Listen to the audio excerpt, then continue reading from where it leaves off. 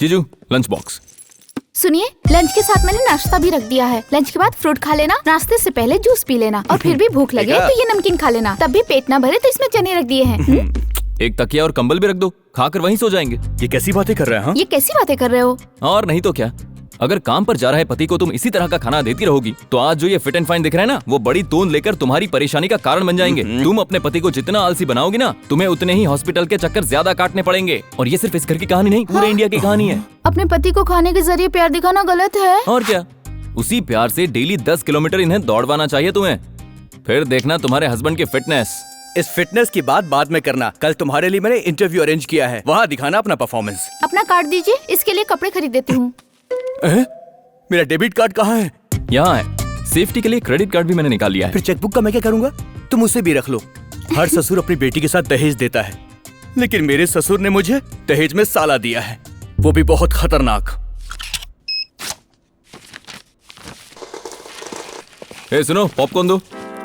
50 रुपए सर। हा? छोटे से पॉपकॉर्न के 50 रुपए लोगे? लोग जिएंगे कैसे? उन्हीं जीने वाले लोगों में से हम भी हैं सर। क्या बात है, पॉपकॉर्न के साथ उपदेश फ्री दे रहे हो? ये लो। अरे यार, सुबह से अभी तक एक भी ढंग की लड़की नहीं दिखाई दी। क्या जगह है।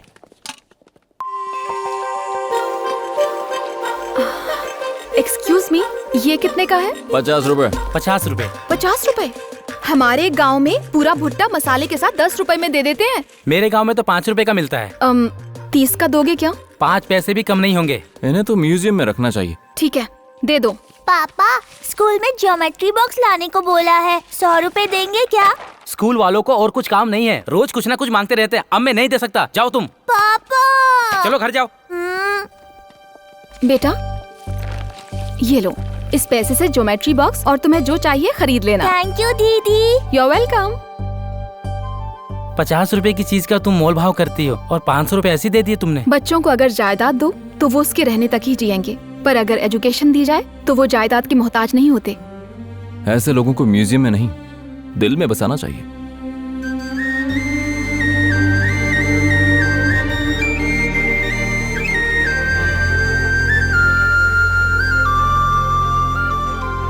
अरे सुनिए सुनिए, ये क्या, मैं आराम से पॉपकॉर्न खा रहा था और तभी अचानक मुझे कोई दिखाई दिया। इसे ही कहते हैं मैजिकल बॉन्डिंग। रोज यहाँ पर 1000 लोग आते हैं, तो क्या सबसे मेरा मैजिकल बॉन्ड होगा? नहीं नहीं, ऐसी बात नहीं है। हमने 1000 सेल्फी ली, लेकिन उस सेल्फी में आप ही क्यों आई? व्हाट? मेरी खींची हर सेल्फी में तुम हो, ये देखो। अब तो भरोसा हो गया ना, हम दोनों के बीच कोई मैजिकल बॉन्ड है। It's just coincidence. जब मेरे जीजा जी ने कहा तो मैंने भी यही कहा कि ये कोइंसिडेंस हो सकता है। What nonsense. सुनिए, अरे सुनिए, एक मिनट। अब तक जितनी भी लड़की देखी उसमें मुझे ऐसी फीलिंग नहीं हुई, लेकिन आज पहली बार ऐसा हो रहा है। I love you। What? मैं यही कहने आया था, लेकिन सोचा तुम इरिटेट हो जाओगी, इसलिए मैंने ऐसा कहा नहीं। तुम्हें क्या लगता है मैं ऐसा लड़का हूँ? मैं तो बस चाहता हूँ कि हम साथ में वक्त बिताएं, उसके बाद हम सोचेंगे कि आगे क्या करना है। क्या कहती हो? क्यों परेशान कर रहे हो? मैं भी यही कहने वाला था, परेशान तो तुम मुझे कर रही हो। अच्छा सुनो सुनो, मेरे साथ एक आइसक्रीम तो खा लो। देखो तुम मेरा फोन नंबर लिए बिना यहाँ से नहीं जा सकती। ठीक है, चलो।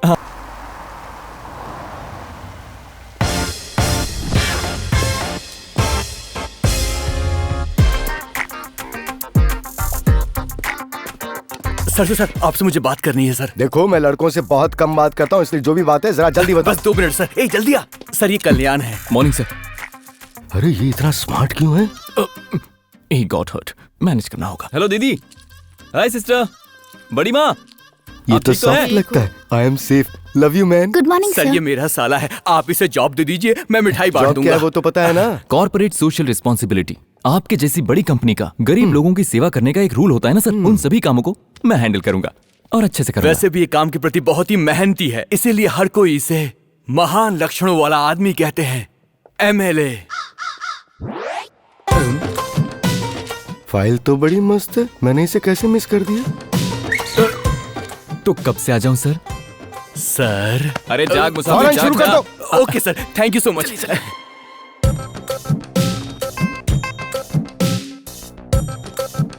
Today onwards you are promoted as production manager। Thank you sir, thank you so much sir. यही बात आकर शाम को गेस्ट हाउस में भी बोल देना। मुझे भी तो दे सकते हो ना प्रमोशन।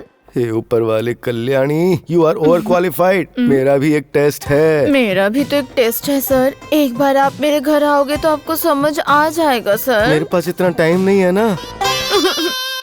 मालिक, जब मैं आपकी कंपनी में आया था मेरे पास लोकल बस के भी पैसे नहीं थे, और आज बहुत सारी बैंकों से लेकर स्विस बैंक में जितना छुपाना था सब छुपा दिया। वो सारा का सारा माल आपका ही था मालिक। क्या मालिक आपने मुझे एक ऐसी सजा दी? चंटी जी, 20 साल पहले मैंने आपकी इस कंपनी में कदम रखा था और आज अपनी कंपनी मेरे हाथों में देकर आप अमेरिका सेटल हो गए और आज तक नहीं लौटे। कूल चंटी जी, कूल। ये भार मुझसे सहा नहीं जा रहा है सर। और कितनी फाइल्स देखूं मैं सर? एक एक फाइल को देखते देखते मैं बहुत घायल हो चुका हूँ सर। सर कोई फाइल तो ऐसी होती है कि जी करता है उसे तकिया बना के सो जाऊं। बार बार फाइल चेक करने का मन करता है मेरा। अगर इतना मुश्किल है तो यहाँ भेज दो ना, मैं देख लूंगा। अब इस उम्र में आपको क्या परेशानी देना सर, ये परेशानी मैं ही झेल लूंगा। ठीक है ठीक है। दरअसल बात यह है कि मेरी बेटी अपनी फ्रेंड की शादी के लिए इंडिया जाने वाली है। ठीक है सर। बेटी ने अकाउंट्स में मास्टर डिग्री किया है, उसके लिए उसे एक प्रोजेक्ट वर्क करना है, तो वो बोली कि मैं कहीं और नहीं अपनी कंपनी में ही करूँगा। सर बेटी वहाँ 2 महीने रहेगी। हाँ, you do one thing sir. बेटी के लिए एक अच्छी सी पर्सनल असिस्टेंट अपॉइंट करो। ठीक है सर। सर क्या है? अपने प्लान एक्सटेंशन का सैंपल रेडी है सर। गुड। तो एक काम करो, तुरंत सर्वे शुरू करवा दो सर। और साथ में हमें एक पीए अपॉइंट करनी होगी, तो फौरन इंटरव्यू अरेंज करवाओ। जी सर। प्रसाद सर, सारी की सारी फाइल्स सोहन पपड़ी की तरह होनी चाहिए। एक दिन तू ना तड़प तड़प कर मरेगा। प्रसाद तुम कुछ सोच रहे हो? नहीं sir. You can go. Chanti ji, Ranjit Singh को इमीडिएटली सेटलमेंट के लिए बुलवाइए। पीए हो, पीए की तरह रहो, हमें सलाह मत दो। Sorry sir. एसीपी को मैं अच्छी तरह जानता हूँ, मैं अभी उससे फोन पर बात करता हूँ। सर, हाँ? एसीपी साहब की जमीन पर जब उसने कब्जा किया था तो 3 करोड़ में सेटलमेंट हुआ था। कुछ लोग बहुत ही टेढ़े होते हैं और उन्हीं में से एक वो है। आपको उससे दूर रहना चाहिए। आगे आपकी मर्जी। क्या हुआ? ये किस तरह का अन्याय है? इतना कुछ हो गया और मुझे बताया नहीं। मैं इस कंपनी से सैलरी लेता हूँ, तो क्या इसकी प्रॉब्लम मेरी प्रॉब्लम नहीं है? मुझे बताया क्यों नहीं? क्या लेगा रे, जब इस प्रॉब्लम का कोई सोल्यूशन ही नहीं है हमारे पास। देखिए सर, जब ताला बनाते हैं तो उसकी चाबी बनाई जाती है, इसी तरह से प्रॉब्लम का भी सोल्यूशन होता ही है। ऐसी लुभावनी और दिलकश बातों से तू लड़कियां तो आराम से पटा सकता है। क्या रंजीत से लैंड लेके आ सकता है? लाऊंगा। तुम प्रॉमिस करो कि अगर मैं उसे लेकर आया तो तुम मैडम से मुझे आई लव यू बुलवाओ। क्या बोला? ये क्या बात कर रहा है तू? मैं उस गुंडे से लैंड वापस लेकर आऊंगा, पर क्या मैडम आई लव यू बोलेगी? हाँ, बोलूंगी। हाँ? मैडम इतनी जल्दबाजी मत करो। आप चुप रहिए चंटी जी। अगर तुम प्रॉब्लम सॉल्व नहीं कर पाए तो मुझे लाइफ में दोबारा शक्ल मत दिखाना। तो डील डन? Done deal. लेकिन इस ऑपरेशन के खत्म होने के बाद तुम्हें कोऑपरेट करना पड़ेगा। ओके? मैडम उसे प्यार के लिए हाँ क्यों बोल दिया आपने? रंजीत को देखा है आपने? वो कैसे भी उससे लैंड छुड़ा नहीं सकता। कम से कम इस बहाने इससे तो पीछा छूटेगा। आहा, क्या जबरदस्त प्लान बना है मैडम। आपने जख्मी शेर के आगे फेंक दिया उसको, अब तो नरबली होगी। रंजीत कितना खतरनाक इंसान है पता है? तुम लोग मुझे डराने की जगह उसके बारे में कुछ और क्यों नहीं बताते? जैसे उसका कोई साइड सेटअप वगैरह वगैरह। हाँ? चुप कर, क्या बकवास कर रहा है तू? वो अपनी बीवी की बहुत रिस्पेक्ट करता है। वो पतिव्रता आदमी है, मैं सलाम करता हूँ। तू बोल। जैसे राम जी की सीता वैसे ही रंजीत की पत्नी। ओ, मुझे तो ये लगता है उनकी शादी अरुंधति नक्षत्र में हुई है। वो कभी एक दूसरे से जुदा नहीं होते।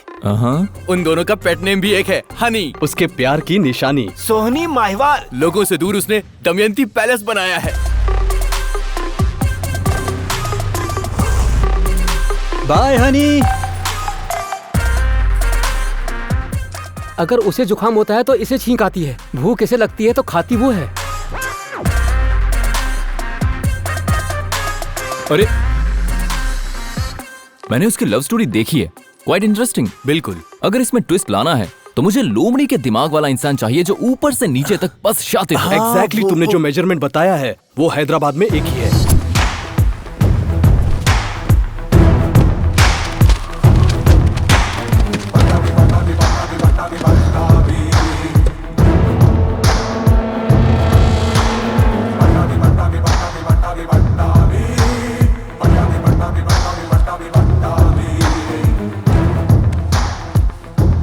लोमड़ी से भी ज्यादा शातिर दिमाग है उसका।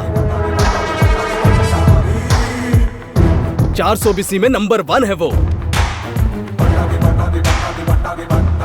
पट्टा कराने वाले हर लॉयर उसे सम्मान में पट्टा भी कहते हैं।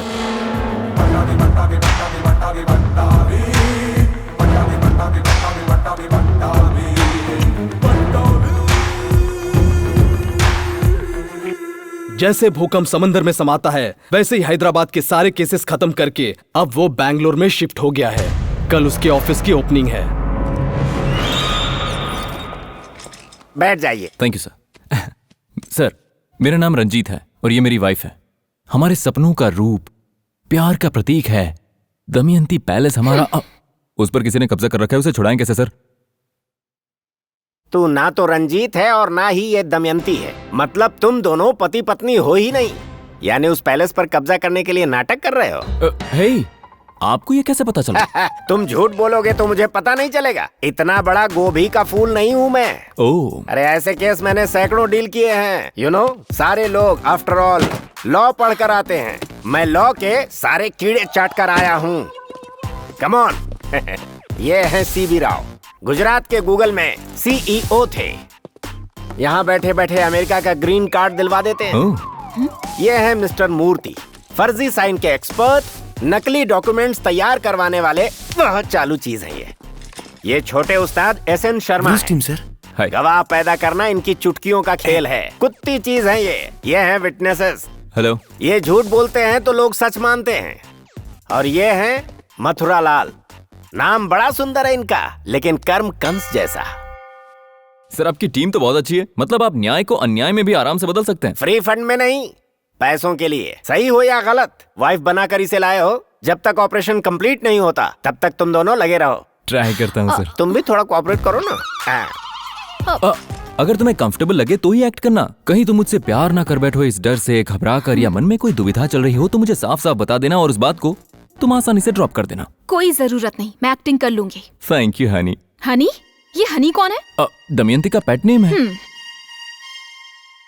हनी, बिग बॉस शो की तरह ये गेम क्या है?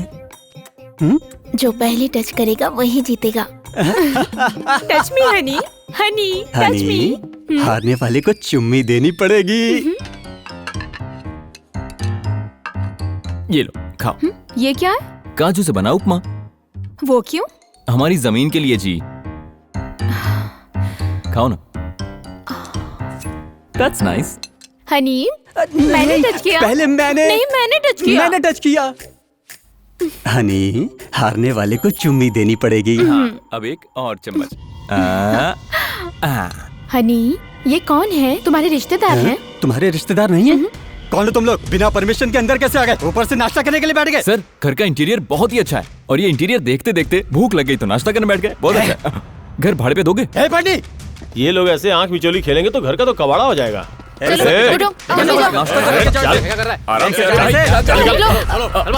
आराम से। तुम उसके घर में जाकर नाश्ता करोगे तो वो गर्दन पकड़कर बाहर नहीं करेंगे तो क्या करेंगे? हम नाश्ता करने वहां नहीं गए थे। ये देखिए। अरे यार, पहेलियां बुझाने के बजाय सीधे मुद्दे पर आओ ना। लीगली हम उस पैलेस को चुराने वाले हैं।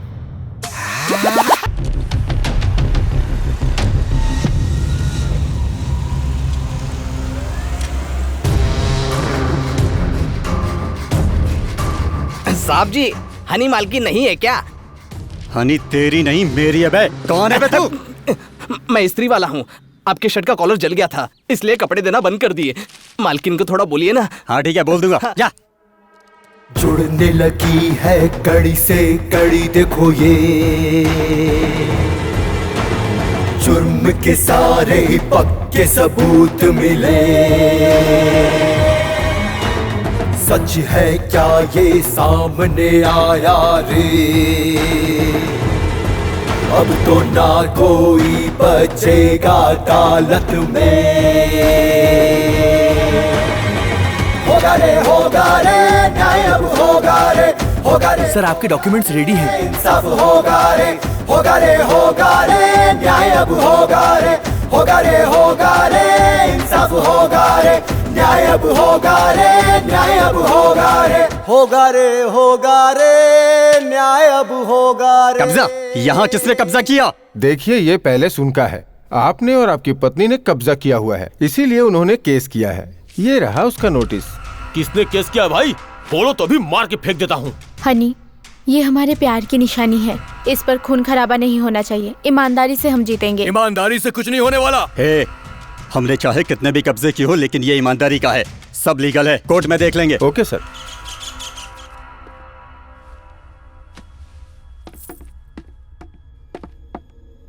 तुम दोनों एक दूसरे के क्या हो? Wife and husband. तुम्हारी शादी कहाँ हुई थी? मैंने पूछा तुम्हारी शादी कहाँ हुई थी? मंदिर में, चर्च में, या फिर अपने ही घर में मंडप लगाकर कर लिए थे? मैरिज सर्टिफिकेट है क्या? एटलीस्ट शादी वाली फोटो तो दिखाओ। भले ही हमने शादी नहीं की है, लेकिन जल्दी करने वाले हैं। सुन लिया आपने योर ऑनर, इन दोनों की शादी नहीं हुई, लेकिन साथ रह रहे हैं, लिव इन रिलेशनशिप। आखिर ये लोग समाज को बताना क्या चाहते हैं? Objection, objection your honour. ये दोनों आपस में पति पत्नी है, इसका इनके पास कोई सबूत है क्या? ये मैरिज सर्टिफिकेट क्या कह रहा है? ये राशन कार्ड क्या कह रहा है?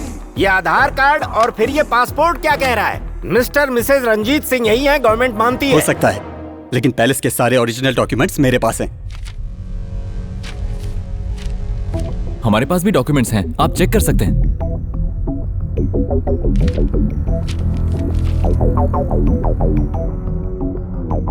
ये तो ओरिजिनल डॉक्यूमेंट्स हैं।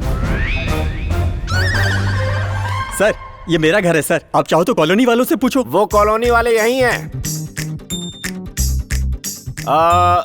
हेलो, लाल गमछा। हाँ सर। Third row. तुम नहीं, बैठो। बगल वाला। हाँ, तुम दोनों जरा इधर आओ। इन्हें तुम जानते हो? मेरी कॉलोनी वाले, एक सब्जी वाला है, एक प्रेस वाला है। कब से जानते हो? 4 सालों से जानता हूँ। ओह, तो बताओ, इनमें दमयंती पैलेस का ओनर कौन है? ये तो बिल्कुल भी नहीं हो सकते। लेकिन दमयंती पैलेस के ओनर ये है सर। ओए, झूठ क्यों बोलता है? उस दिन दिवाली थी ना, और तू मेरे घर आया था। समझ गया, ये लोग भी इन्हीं का आदमी है। जय साहब, मैंने नहीं देखा इन्हें। Note this point your honour. अभी अभी कहा था कि 4 साल से जानता हूँ, अब कह रहे हैं कि नहीं जानता। इसका मतलब तुमने इन्हें भी नहीं देखा। हनी, हम बोलेंगे देखा है तो फंसाएगा, हम बोलेंगे नहीं देखा, नहीं देखा। योर ऑनर, इस महीने की 17 तारीख के उस पैलेस में लगे सीसीटीवी कैमरा फुटेज को आप जरा खुद ही देख लीजिए।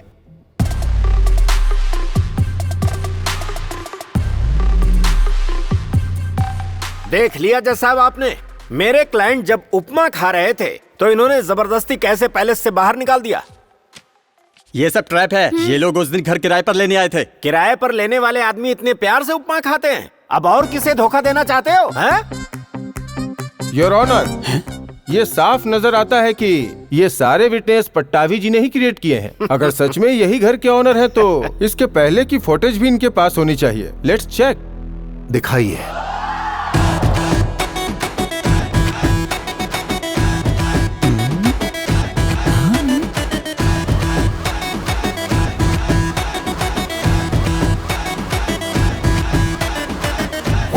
होगा रे न्याय अब होगा रे, होगा रे इंसाफ होगा रे, होगा रे न्याय अब होगा रे, होगा रे इंसाफ होगा रे, न्याय अब होगा रे, न्याय अब होगा रे, होगा रे न्याय अब होगा रे। अब इसे क्या कहेंगे?